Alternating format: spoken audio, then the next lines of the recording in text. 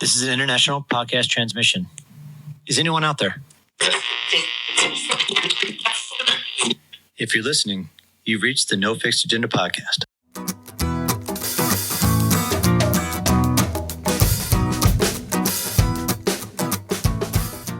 All right, welcome to No Fixed Agenda presented by Bubs Naturals. We are your hosts, Jeff Stoner. And Omar Hernandez. We have got a good one for you today, a little bit different. We had talked about something that's a little bit more in my wheelhouse with race announcing. Yeah. Or the race industry altogether. And I never thought it was a thing, man. And it's amazing to me where race announcing kind of came to be. And this is kind of, we get a little bit of a history lesson here, a little bit from perspective of one of the top race announcers for the last couple of decades. Wow. in the sport and in running and in triathlon. And it was quite interesting. We had kind of chatted about before we got on this, how our next guest created it out of something that he didn't even think it was going to be. Something from nothing, dude. And that really just shows that anything is possible. Pretty much created this industry, or this helped create the industry of race announcement and what it means to be a race announcer, like, and how important that aspect is to the race. I did not think in my wildest dreams that somebody can think of an idea and make it into a career. Something from nothing should be the definition of this episode, first of all. Second of all, I think it's something very powerful to sit there and say that anything truly is possible, right? So talking to a crowd of people during a race is a career. Yeah. Who would have thought? Well, it also shows, like, anybody who's been to enough races knows that if there's not somebody that's a good communicator or talker at these things, then the race kind of bad. Yeah, exactly. It's like, do I really like want to go back? I don't go back to that, right? What I really loved listening to Rudy talk about is how he approaches it as the last runner is just as important as the first runner. Yeah. That's really what brought it to me. Is like, that's somebody who really has dedicated their time and knows exactly what racing means to those people that are there. And has done his homework, man. If you think about it, right? And he's gone through the races himself. He understands the value of what he's doing. And he actually created a value so much so that he's one of the top announcers in the nation. So It's pretty powerful for us to see that he just looked at it not as something that he was going to do for fun, but as a career and as an add value to the people that are actually paying you to do these races. And he understands the biggest thing that I took away from it is that he created something from nothing. And then the second thing was that he actually genuinely did care about everybody crossing that finish line. It's pretty powerful. 100%. So I hope you guys enjoy it. It was really fun to catch up Rudy. I've known Rudy for years on a couple different levels of the sport. So it was fun for me to have him in and kind of talk about that a little bit. Yeah. So I hope you guys enjoy. I hope you guys kind of learn a little bit more and kind of get the appreciation for a race announcer and when you're at your next event, because I think it definitely brings a different layer to it. You got to start giving these race announcers some props, man. They're just calling your name out. They're not just calling your name out. They're actually genuinely care. Give them a high five when you see them in your next race. Oh, 100%. All right, guys. I hope you enjoy. Welcome to No Fixed Agenda, Rudy Novotny. The No Fixed Agenda podcast is brought to you by Bubs Naturals. Their mission is simple: live better, longer. Bubs helps fuel people to reach their maximum human potential through supplements sourced from nature's highest quality ingredients, all by giving 10% of profits back to charity. That's right, people, 10% back to charity. Learn more about their NSF for Sport certified collagen peptides and electrolyte drink mix at bubsnaturals.com.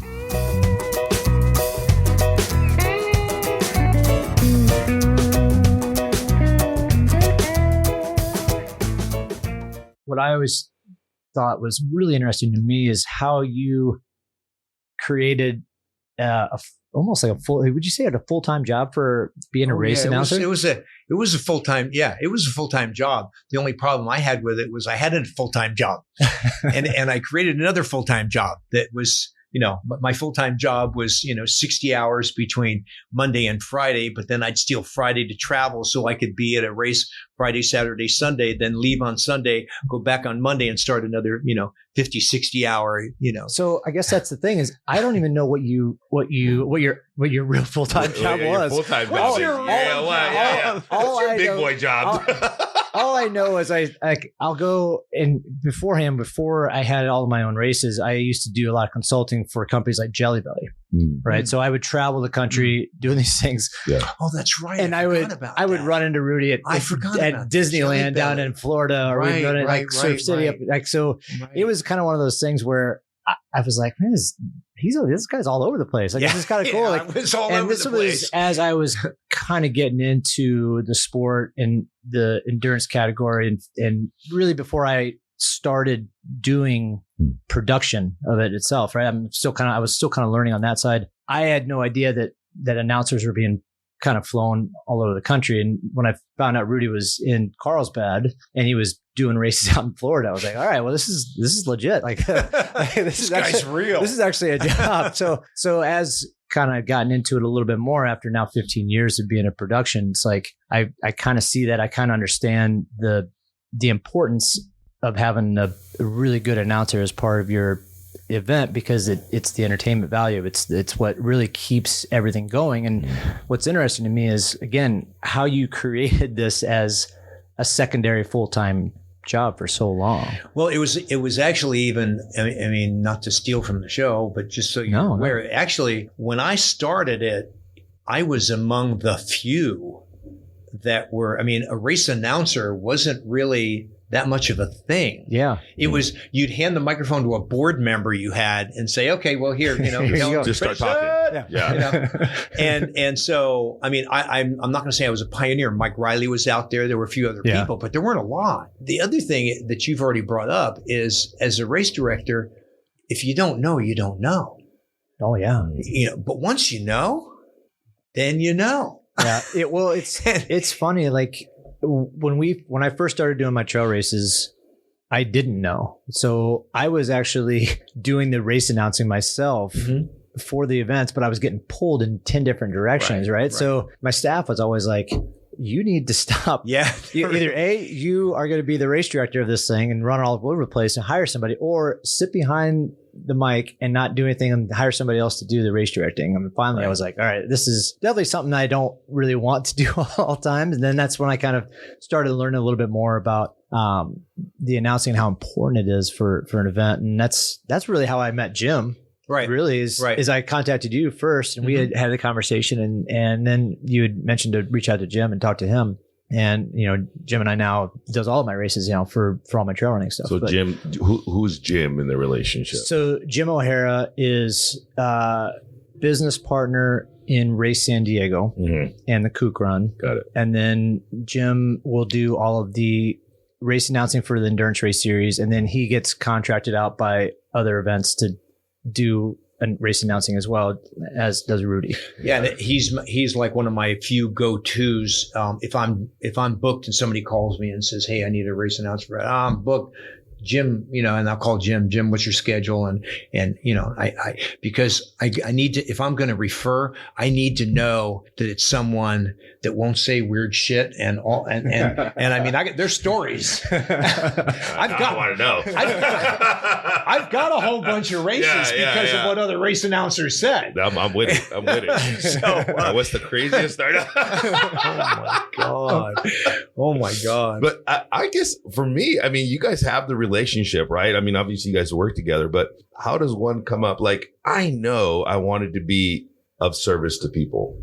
That was my biggest thing. And I didn't know that early on in my 20s, right? But I didn't know that getting into it. I just didn't know how to become of service to people.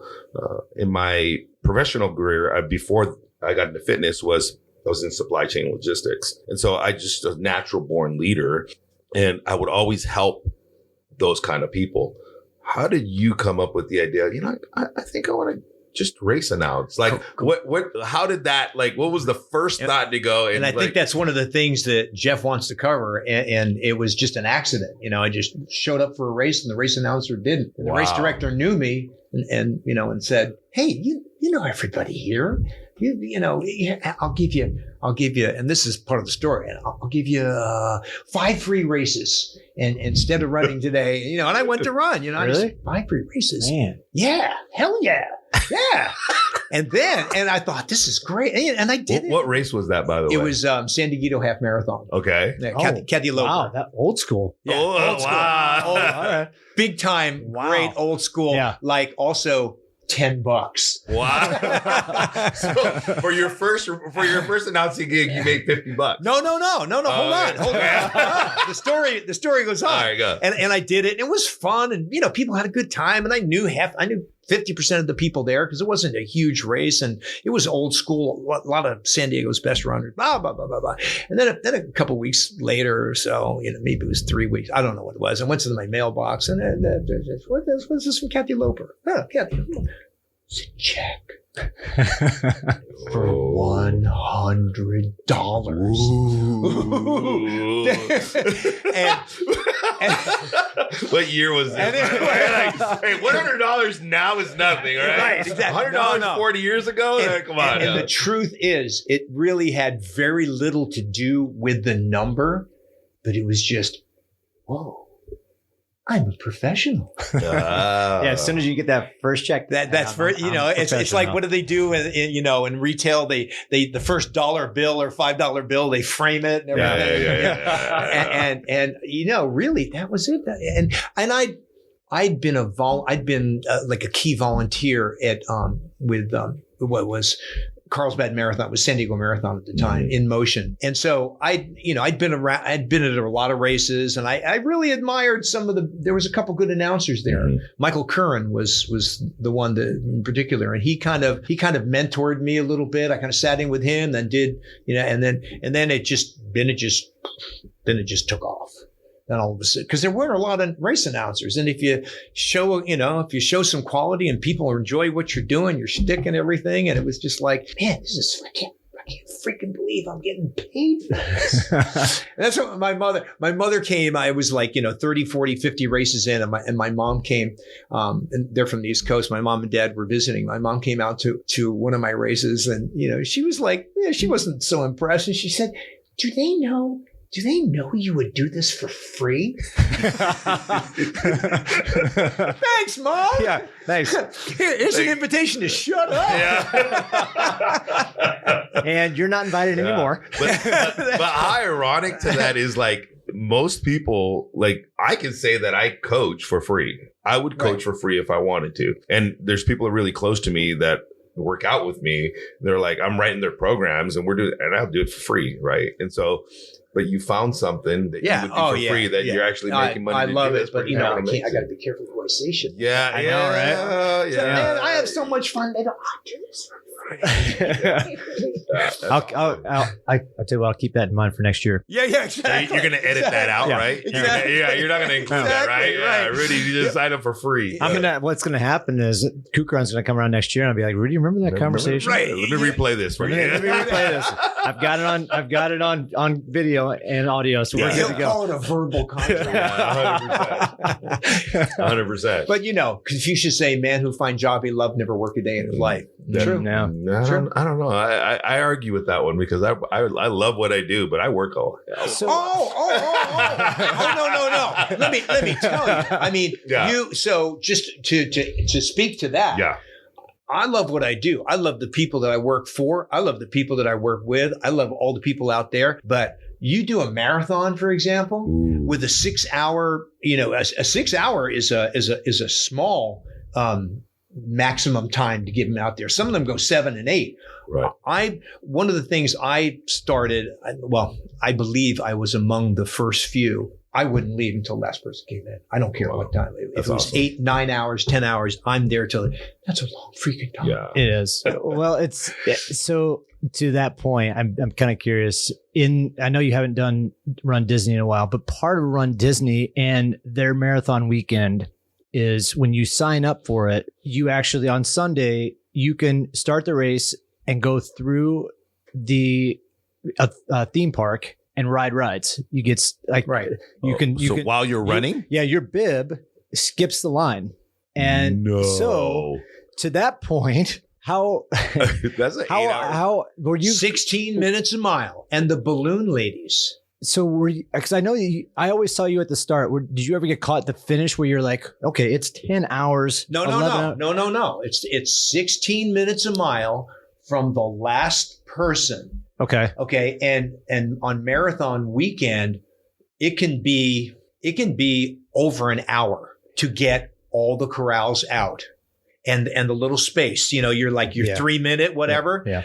So it's 16 minutes. And then we have the balloon ladies, and it's these women, and they have balloons on their back, and they walk 16-minute pace. And so you can go ahead and do all that stuff, but if you get passed by the balloon ladies, you're done. It's a warning. It's a warning. Okay. You will be swept at a point, right? But if you get passed by the balloon ladies, you better get your ass back up there. Got it. Okay, so I guess I knew that, but I didn't yeah. No, it's not 10 hours. But that would be that's always been one of the craziest things that when I first found out about that, I was like, how in the hell do they keep this finish line open the entire time while people are dicking around and stopping at Trader Joe's and getting alcoholic beverages? Sounds like a rock and roll marathon there. I think when I ran the half rock and roll. I was like, I saw boobies, I saw shots, donuts. Oh, shot, signs, all of it. I think I saw a couple of ass cheeks too while I was out there. America's finest city used to have a margarita station and sliders. I remember that. Yeah, and I was you'll key on this. I was about a year clean and sober. Wow. Yeah, and there were two tables. There were the margarita, and then there was just and somebody handed me a margarita and it just hit my lips, and I was running, man. You have no idea, like I'm trying to go. I'm trying to go like 125, 124, something. I'm cruising. Oh God. Oh my God. Now I got to run my ass off and call my sponsor. Son of a bitch. Don't make me take a 30-day chip again. Yeah. I got past that real quick. Yeah. I didn't swallow. Right. I didn't swallow. I didn't inhale. Yeah. I did not have alcohol with that woman. Oh, Lord. So when did you get to the point where you were doing enough announcing that you ended up retiring from? I didn't. You didn't? I didn't. You just kept on going. I just kept on going. So what were you doing on a I was the director of a legal department for a financial services firm that provided services to timeshare developers. So all the people I worked for were in Hawaii, most of them in Mexico, Cabo, Puerto Vallarta, Acapulco, here and there, the Big Island, and then they developed into the United States. But that's what I did. I did it for 13 years, and then retired. And my boss there at one point said, hey, look, we love what you do. You're doing a great job, but I think you might need to make a choice here, because I see you're running yourself ragged, and I remember, having that conversation with him, and I said, yeah, I know what you mean. And he was a good guy, and he it wasn't self-serving. They were okay with my performance. They were fine with that, but it's like, you might, you're just doing too much, you got all this money and you can't even spend it. Yeah. Which actually in part was true, but, and I remember going back and talking to my wife at the time about it and really giving it some thought, and it makes some good sense. And I'm missing some of my kids' volleyball and soccer. Not a lot. I mean, I'm still making a good bit of it, but you are missing some stuff. And then I just decided, no, I'm not going to do that. I like this too much. And then after that conversation was about 3 years later, they moved to Las Vegas and said, hey, we need you to move to Las Vegas. See you later. Bye. It was it was not before remote, but it was just at the beginning of remote working. Got it. And it was like Las Vegas. Hold on, let me think. No. No. Yeah. No. No. Yeah. So you stopped working for them. Well, they moved. They let me go, which was great because I got a really nice 13-year severance and and medical and all that stuff. And I just kept. I had at the time when I got retired from that, I had over 60 events a year. Wow. Yeah. Oh. Yeah. I had like 62 events at the height. It averaged between like 50 and 60 something. It was, That's like 2 a weekend. I'd have a Saturday event, a Sunday event, a lot of large ones that were, Friday through Sunday. But, and there'd be stuff coming up during the week. There'd be convention runs where, a convention would come to town. They want to do a little 5K. Okay. Yeah, that's fine. Yeah, we'll do that. The kind you hate because you don't make any money. But, it was out of control. 60 events, dude. I can't even fathom that being 60 events and a full-time job. Yeah. That's so let me ask you this. I asked Steven this question. So we talked about when we talk about rehab and our addiction and how I shared something in that podcast about addiction being the superpower. Mm-hmm. And I say that because I said the same thing that they use to chase their drug of choice is going to be the same drive that they use in their professional life. Absolutely. So do you think your addiction played a role in you biting off this big career on top of already successful career? Absolutely. Unquestionably. Right. Yeah. I'm addicted to everything. Everything. Actually, what happened with me when I initially got clean and sober was, what do I have going? What else feels good? What else feels good? Running. So I had my own jacuzzi and hot tub business, spa and hot tub business. So I'm making my own hours, but you're working for people. I'm installing jacuzzis in their backyard and everything. And I let my running become my addiction. Yeah. Running takes a lot of time. Yeah. As we know. Yeah. I'm telling Jeff, we got to work 2 hours of zone 2 running in. And he's like, where the hell are we going to fit that in? Right. Hey, it ain't it's not, people go, well, isn't running a marathon race hard? No, man, that's the easy part. Yeah. So all the training and all the injuries you go through and all that stuff, the marathon, that's the party. Yeah. Oh yeah. Yeah. So you got into this and you no longer working for that law firm. And you had 60 plus events going on a year. Did you end up working again for another big boy? No. I knew when I'd already left corporate before. Mm-hmm.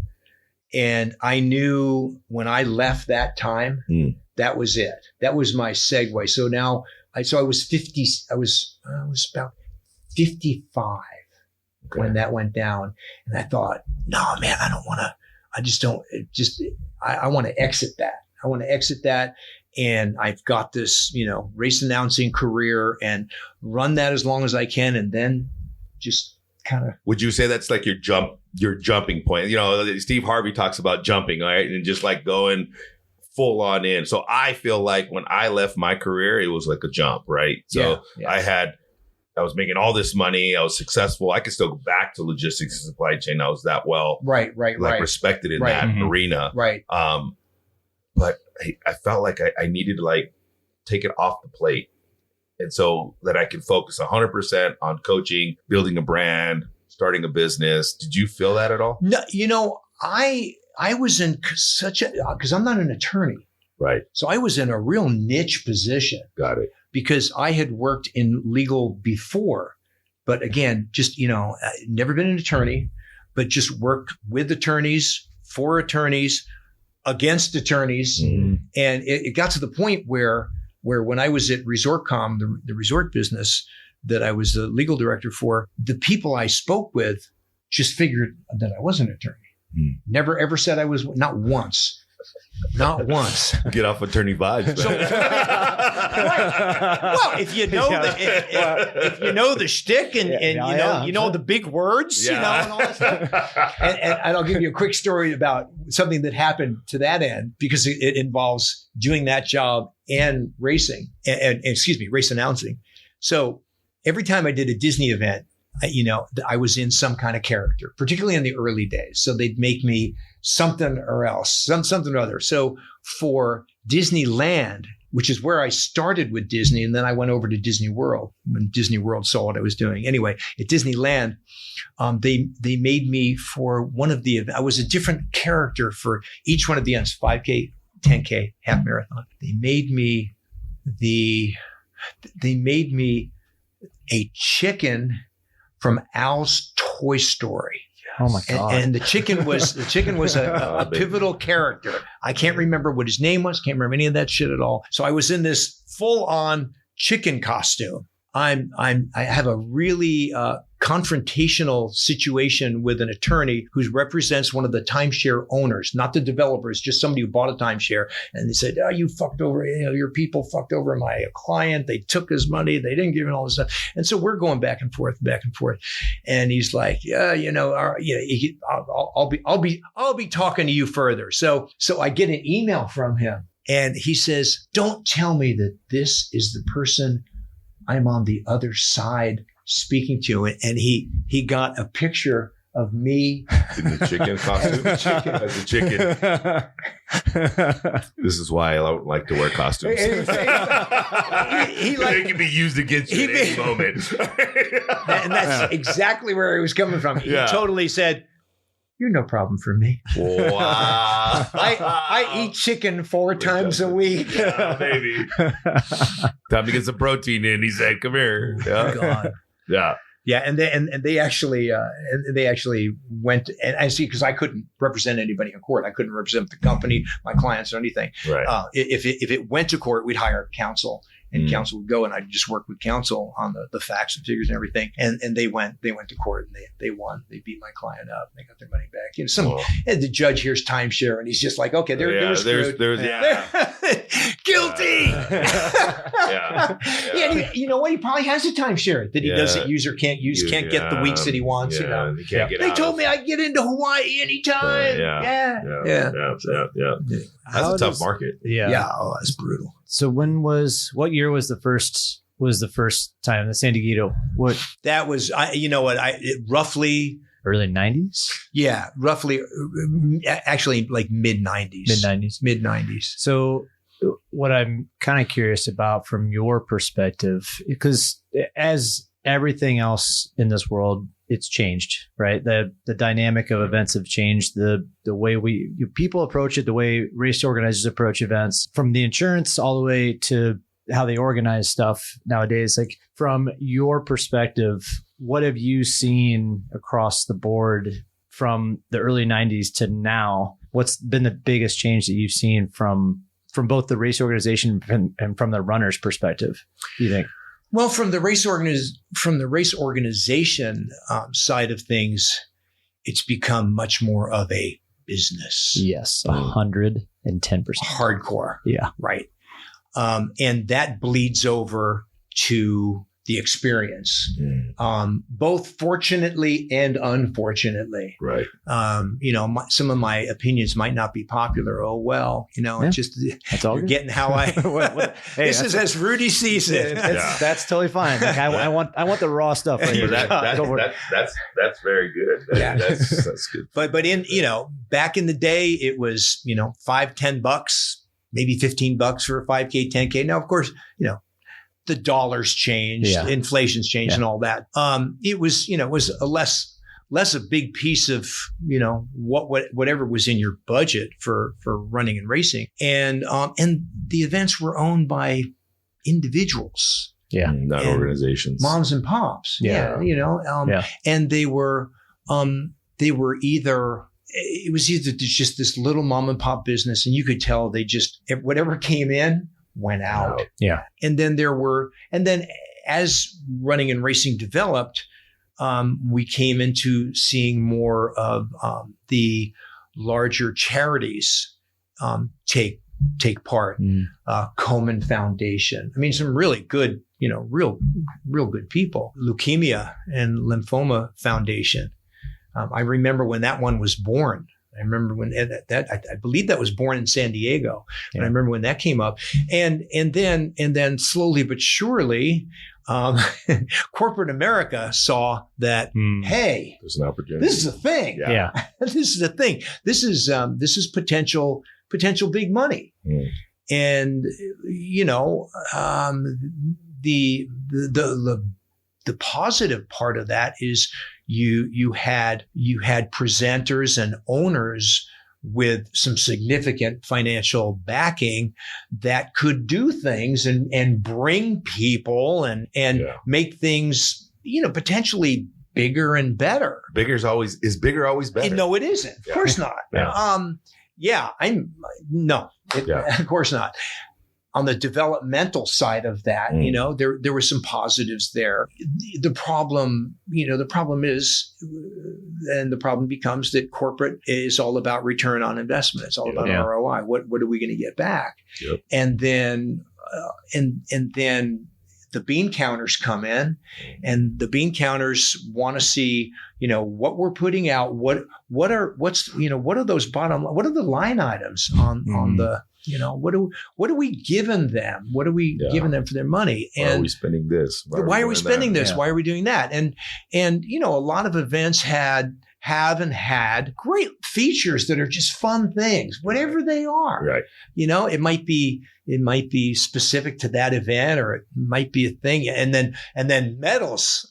Yeah. Medals was, back in the day, medals was like, some races had them, some races didn't. It was more of an award/reward for top 3, top 5 in the age group. And that's what you did. And then somebody, had the brilliant idea, let's give one to everybody. Yep. And that caught on big time. And then what happened to medals? Medals became bigger. Yep. And then shinier, more unique. Yeah, I've heard the medals of like Jeff's headache with medals, right? And Well, to that point right there, and it's kind of weird how things change. Obviously, like when we're just talking about medals, is the fact that yes, it became a participation medal. Everybody was going to get one. Now, I think there's been this transition now. The question I get a lot is, and specifically in Colorado, is a lot of Colorado races won't give a medal out for anything less than a half marathon. So when we do our races over there, we give medals out for our 10Kers, our 5Kers still, whatever. Now they might be a little bit different, maybe a little smaller, whatever, more generalized. Right. But that's the big question that I get now across the board is, hey, I'm doing the 5K. Do I get a medal? I think that transition that you're talking about right there, Rudy, I think now we're coming a little bit around to the participation aspect of it. You're being rewarded by doing a little bit longer distance, and maybe the 5Ks don't get it. And you don't have to charge as much money for the 5K. Like, well, you're only getting charged $25-$30 for a 5K, but you're not getting a medal.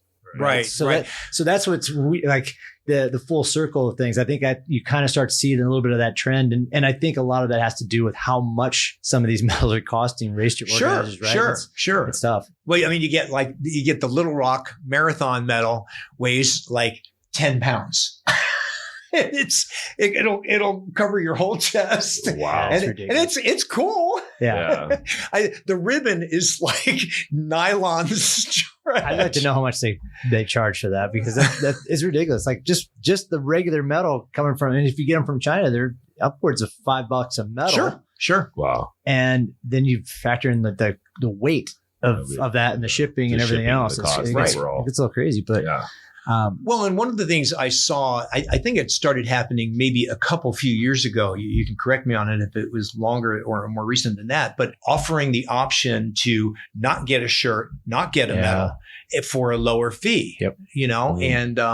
And I don't know how well that's done. My guess is that it hasn't done all that well, because I'm not seeing too many events offer that, and particularly no majors. That's fine. Like that's what we do. That's what we do. Okay. We have all of our trailers. You know what it is I got kind of tired of having hundreds of shirts left over. Sure. Yeah. Because you get all the people that don't show, and then you spend this money on shirts, and you get the shirts that are just kind of sitting there. Like, what do you do with them? And so finally, about, I don't know, it kind of to your point, I think it was about 6 years ago, I finally was like, I'm done. I've had it.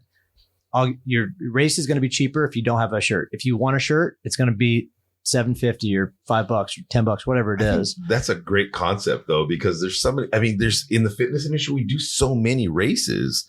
Like I think I got like 100 DECA shirts and 100, Monica Dominguez, who does a lot of Jeff's races, all his races, right?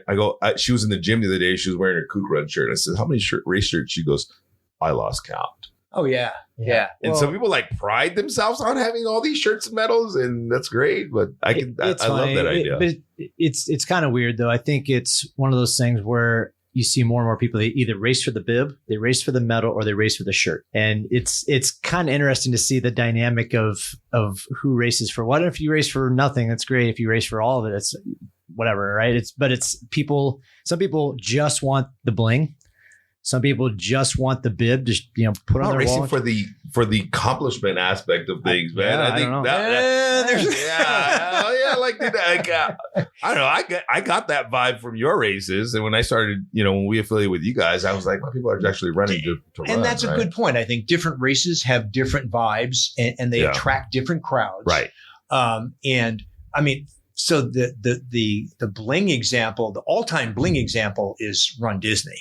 Oh, wow. Okay. Because so marathon weekend, you can do there's a 5K, there's a 10K, there's a half marathon, there's a marathon, or there's Dopey.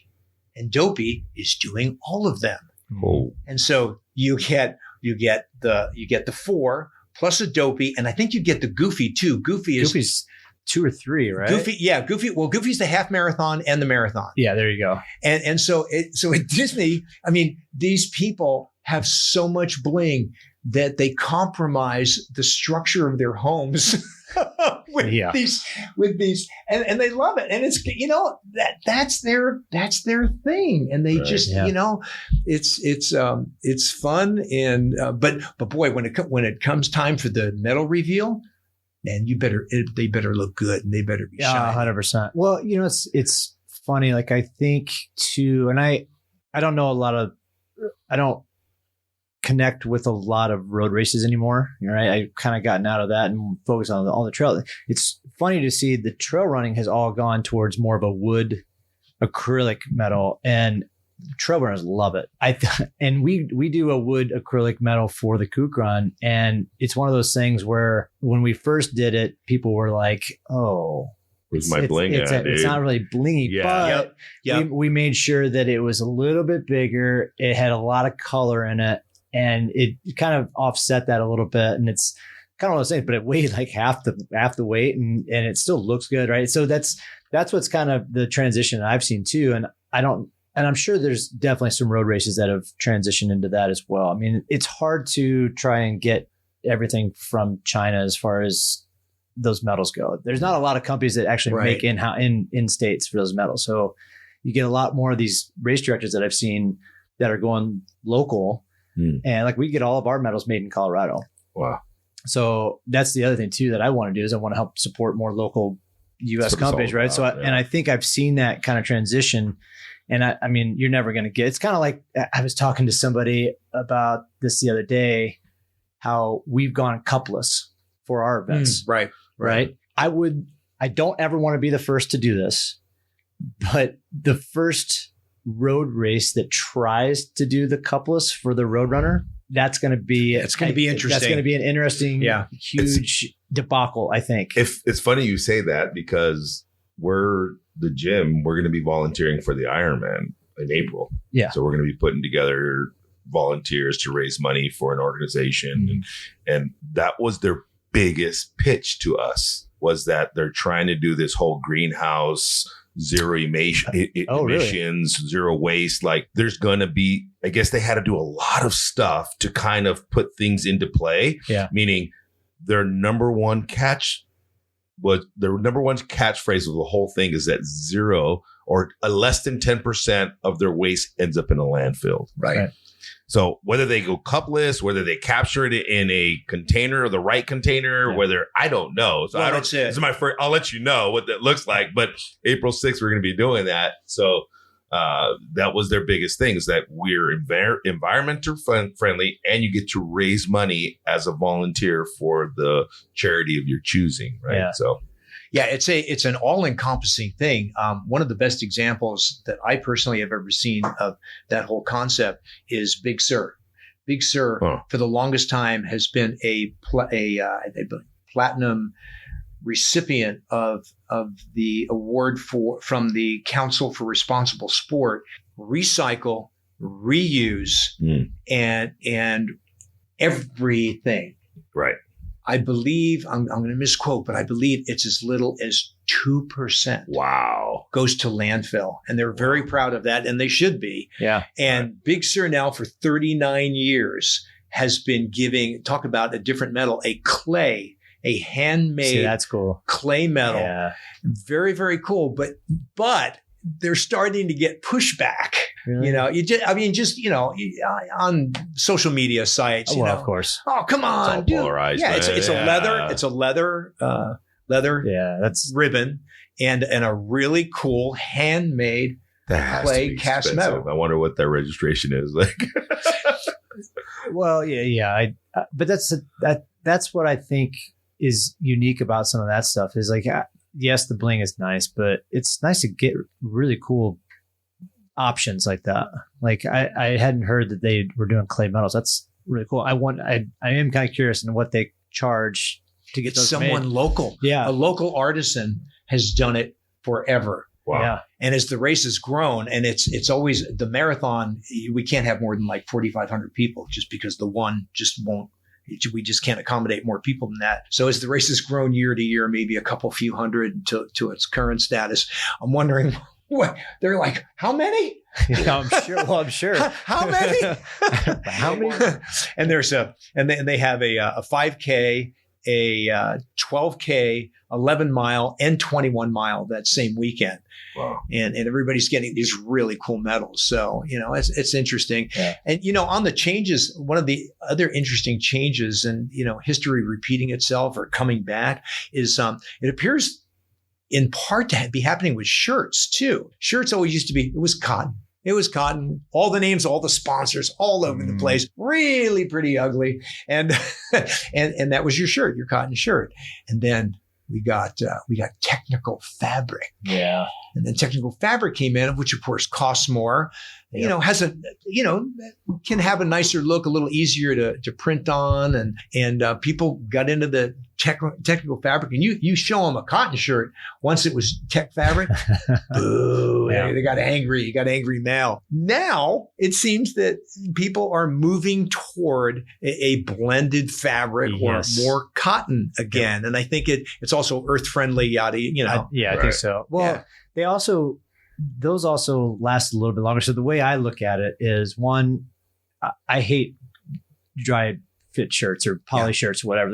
They snag on everything. Mm-hmm. You wear it one time, it's all of a sudden you got a thread is pulling out from the middle of the shirt, and it's just like a shirt's gone. What do you do? Right? I don't think they print as well either. So the printers are kind of having an issue with them sometimes. They also get hot. Yeah, they might be moisture wicking or whatever, but it's also one of those things, like, how many times do you see somebody walking around in the store or something like that has a polyester shirt, or going out for a drink or dinner and has a polyester race shirt on? That's since the 70s, bro. Yeah, I also look at when we switched over to that, because we did the Polytech shirts for a couple of years, and I was like, this kind of sucks. Like, nobody really wants to wear this shirt out. Yes, they'll wear it on the trails or when they're running, but I want something that people can wear out and show the brand off, show the race off, So that's why we started going to the blended shirts. And I think that's kind of been to your point, I think the trend now is going back to more of the cotton poly blend deal. So people feel a little bit more comfortable with it, and they can wear it out in multiple situations. Yeah. As a race director, what do you want? You want that shirt worn all the time. Yep. You want everybody. Yeah. Kook. What's the kook? Yeah. 100%. 100%. Yeah. That's cool. I want to know, like, now that you've done this whole career thing into announcing, and you've made it a job, and it's like a thing now, how big is it now? Like, how many race announcers are out there right now? I mean, is there like a list of announcers like there are fighters, and you know what I mean? there become more and more people now see it as an opportunity, which is great. You know, there's plenty of room because there's lots of races. And, you know, as we were discussing before, race directors and race management is beginning to see the value, you know, the value in having someone who's competent, because here's the thing with race announcer. I'm just going to simplify it. For any major event you have, or you know, Jeff's races are smaller. The coupe, you're putting your time in. Some of these events take a year, 364 days. Yeah, and then you turn it over to a face and a voice that essentially represents your brand and your event. Wow, and that's your baby. Yeah. And let me tell you something. One of the things I realized really quickly was in many, many, many cases, the runners, unless they happen to know better, and a lot of them do, think that you're the race director. They think this is your event. So you know, if I'm talking to a race director and I'm trying to sell the concept that they don't know at this time, one of the things we'd say is like, okay, look, it's your baby. You put 360 some days into it, and you're going to turn it over to somebody. Who do you want to turn it over? You want to turn it over to Mick Jagger or Pee Wee Herman? The choice is yours. Now, I'm not saying I'm Mick Jagger, right? But I'm just giving. I'm just giving an extreme example. So, I mean, you know, and you're you know, you want somebody who honors your sponsors, your volunteers. I mean, it's really, you know, and it's got somebody who's likable. Somebody who people, you know, and so that's one of the big advantages I had was that I was a runner. I'm a runner. I get it. Yeah. I know what you're going through. Right. If you're coming in a marathon and you've left it all out there, I got you. Yeah. I feel that. And, you know, we want to, you know, you want somebody who honors your runners and makes them feel special and treats the last person at very least, as well as your champion. Yeah. That's right. Because let me tell you, that last person, they did a whole hell of a lot more work than whoever won. Yeah. And I don't care what race you're talking about. Yeah. It's something about recognition of your name being called as you cross the line. Scientifically proven. Yeah. Sweetest sound to anybody, any human being, is the sound of their name. Yeah. So, you know, we've got our, you know, of course, it's a secret. I don't want anybody to know this, but I really don't memorize all the names. Wow. No. I would have thought. That was one of the old sticks.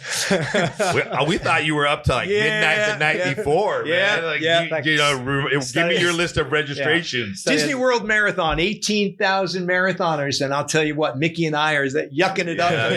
All the names. Yeah. So now that you're like, okay, so you've done all this stuff. Now we're talking like, what does that look like for you? I think Jeff mentioned to me that you're kind of backing out doing a lot of the races. Yeah, you're kind of like reducing the amount of races. Some races have just gone away. You know, at one point, Disneyland went in another direction. Disney World wanted to just use local talent.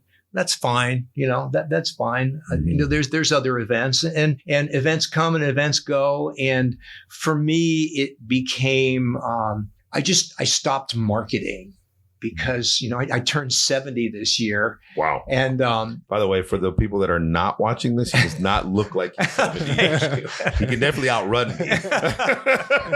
Thank you. So, well, anybody can outrun me, okay? But, I mean, come on. But yeah. All right, he can outrun Jeff. How's that? I don't know. He's got some wheels. Again. Come on. Gee, thanks. Yeah. No.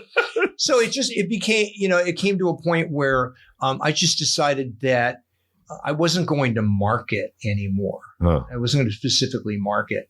And I work very closely with another race announcer, Fitz Kohler, who's out of Gainesville, Florida. Fitz be listening in. She'll be listening. We love you. I love Fitz. Fitz is amazing. I met her when I was working for Disney in Orlando, and she was a presenter for them. And I listened to her, and she was just fantastic. Not at all bad to look at, but just great content. Really had a standing room only group. People were loving it. And I talked to her afterwards and I said, you ever think about race announcing? And she was like, no, not really. Do you think? And I said, oh yeah, this is what you should be doing.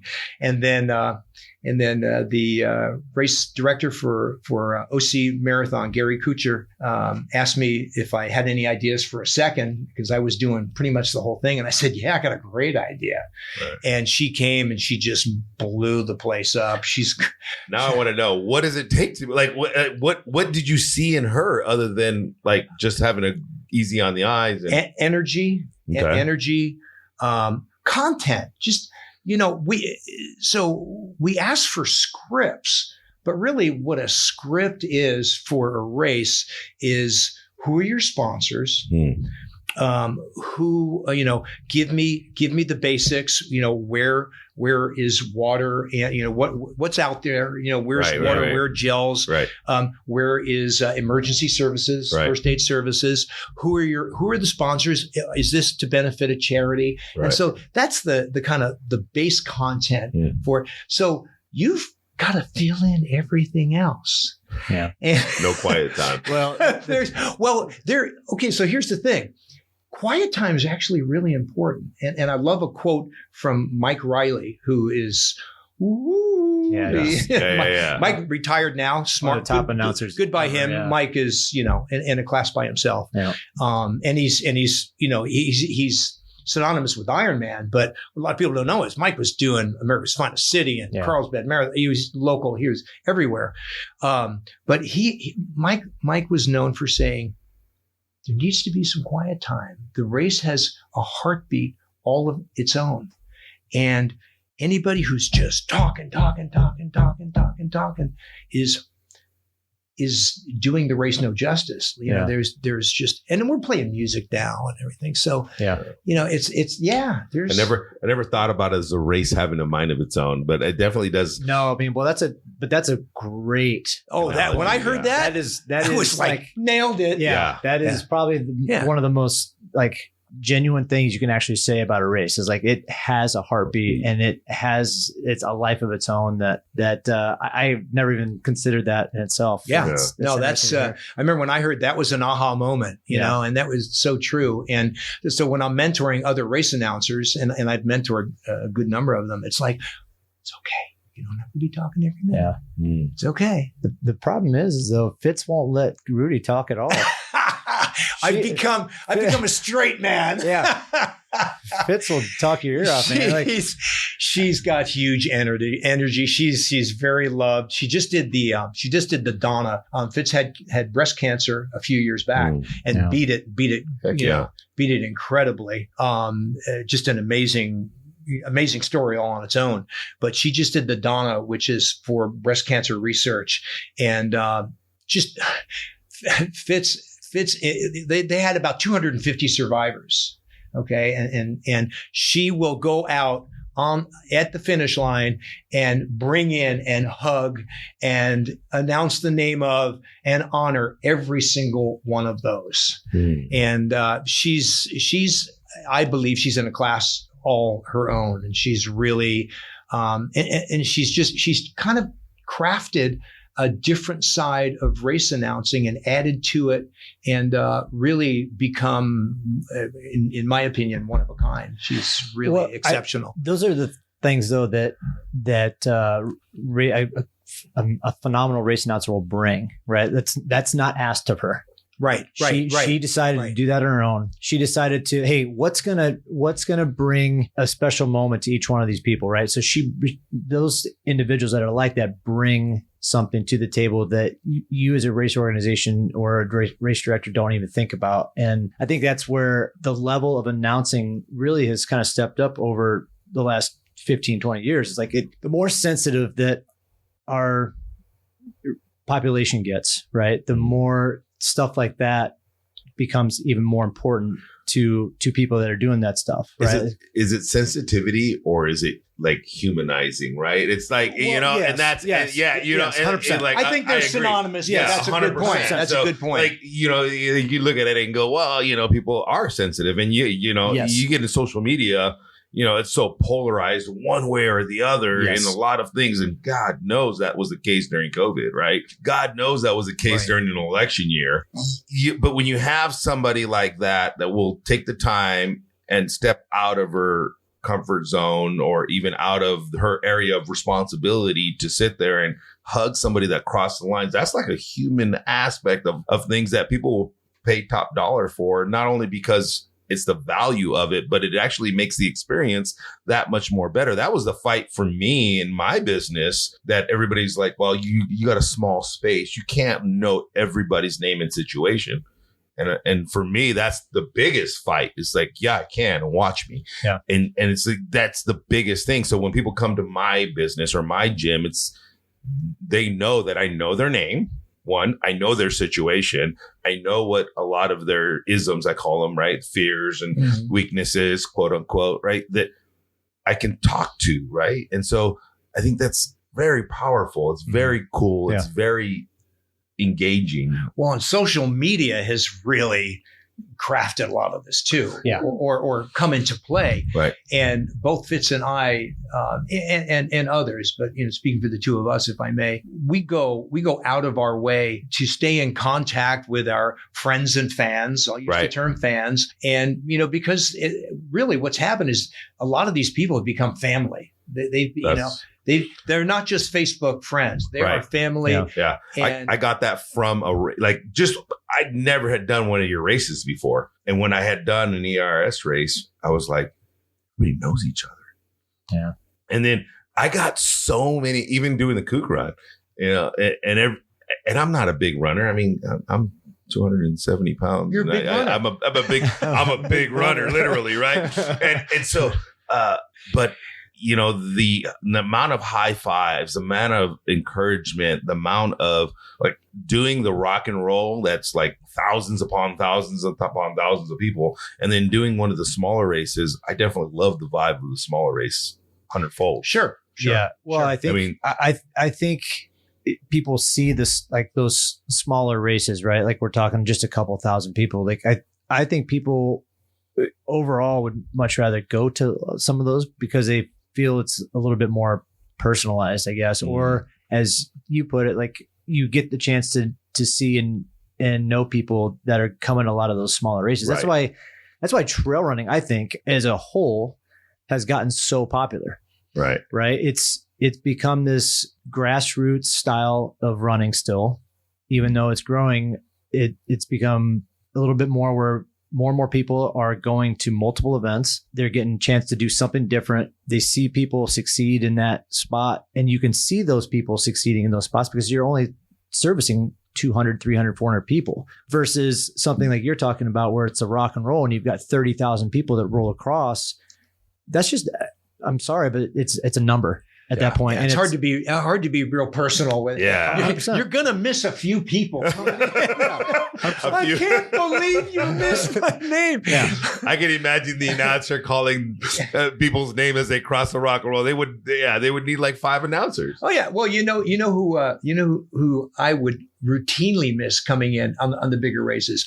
My daughter, my ex-wife. That's why she's your ex-wife. Good, right, exactly. We're clear on that. You get 1 or 2 freebies. And Yeah. How did you miss my name? And good friends. And one of the things that happened for Fitz and I go when we announce together, and we actually use it singularly as well. But when we announce together, we go under the brand Team Noisy. We kind of use that. And one of the things that we found that we realized, hey, this is really working. There's an identity here that's working. People really are responding to us as individuals and what we do and when, as Jeff mentioned, you see people rolling into these events and we saw these same people, and we know they're from New York and they're in California and they're from here and there. And then, we'd be able to, have meetups with them and greetings with them. And they'd say, no, we found out you were announcing. So, we got on a plane and we come. That's cool. We knew 2 things. We knew 2 things when we came to your race. One was you're there and you're going to make it as much fun as it can possibly be. Yeah. And 2 is that it was a quality event. because we saw that you weren't announcing just any old event.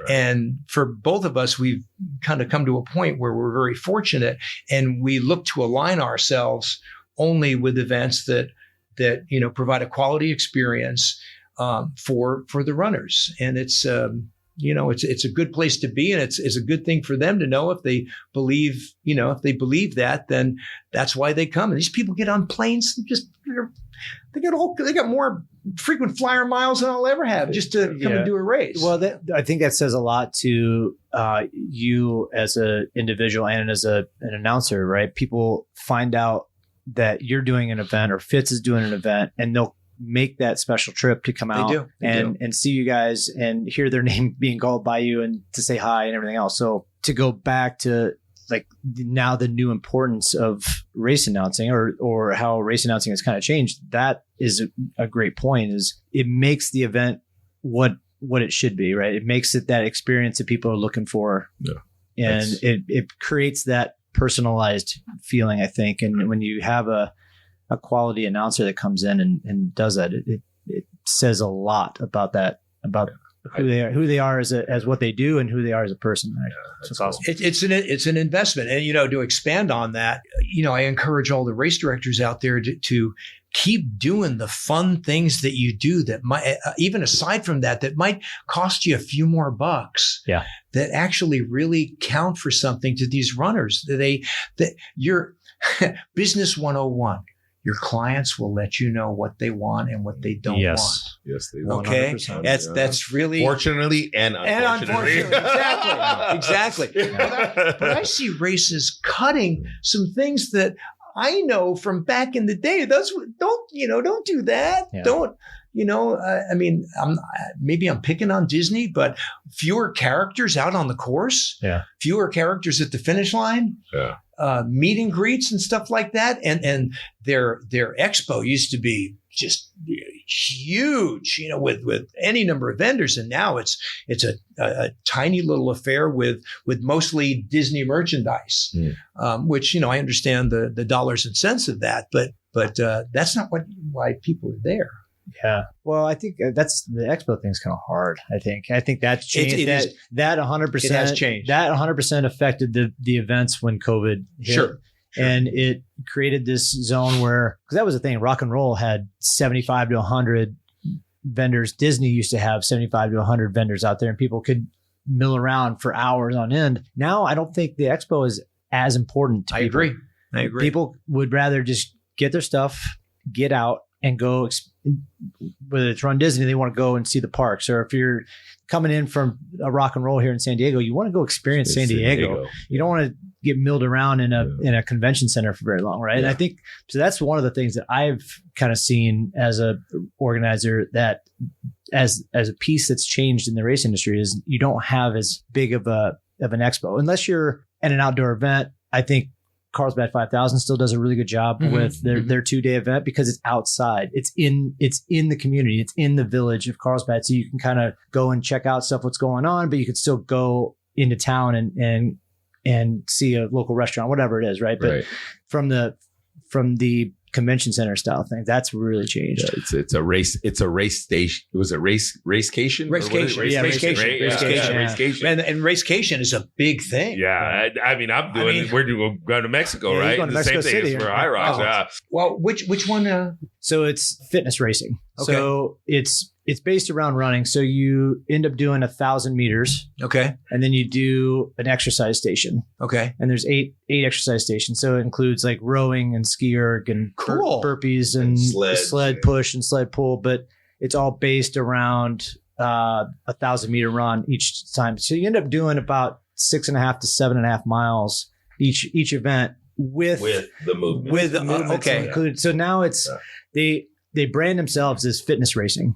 Or they're leaning heavy into this new like hybrid training, hybrid athlete type of thing, where you're mixing the running plus the strength aspect of it. And it interesting. It kind of follows suit with how Spartan, went through, right? Like Spartan did the obstacles and the running, and now it's big. And it was a German brand that came over to the States, and now it's a worldwide deal, and it keeps expanding more and more and more. But they do a couple. Omar they just added a Mexico City event, so Omar and a couple other people we know are going down there to participate in that. But that's also one of those things that's kind of changed. I think some of you talked about once upon a time where there's a lot of running races that have gone by the wayside. Sure, of course. And I think it's also too that more of these type of events are coming out where people would rather try something completely different versus just go and run a full marathon or whatever at any given time, right? So that's been kind of the interesting thing to see how that's changing the running industry and the fitness industry as well, as how some of these newer events are popping up. The CrossFit, in my opinion, kind of changed that. Yeah. And I would agree. So now you just don't have to run anymore or have to do this other thing anymore. You can do this, that, and the other. And if you're somebody like me who has ADHD and addiction issues, that's awesome. Like,